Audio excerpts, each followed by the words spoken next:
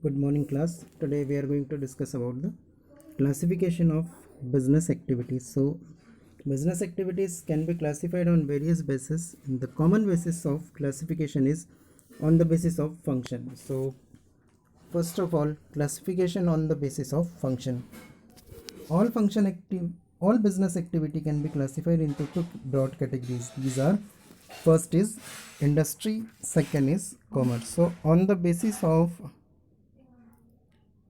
function, we can classify the business activity into two parts. First is industry and second one is commerce. First we will discuss about the industry.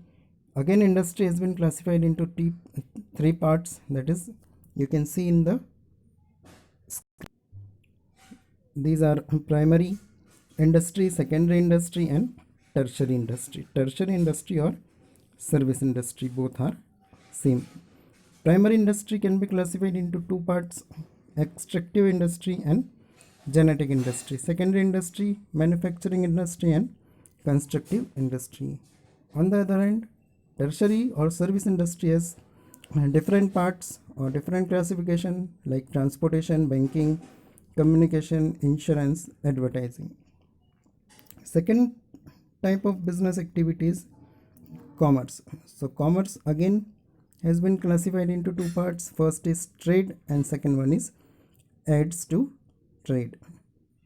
We know it, there are two types of trade, internal trade and external trade. In internal trade, retailer and wholesaler are there, and in external trade, export, import and entrepot. In the same way, add to trade, here all the service industry will be added, like transportation, communication, business, finance, insurance, advertising, etc. Okay, so first of all we are going to discuss about the industry. What is the meaning of industry? In simple language, we can say where the raw material is converted into finished goods. This is called industry. Okay, now primary industry include all those industries which are concerned with the extraction of natural resources and reproduction of living species. These industries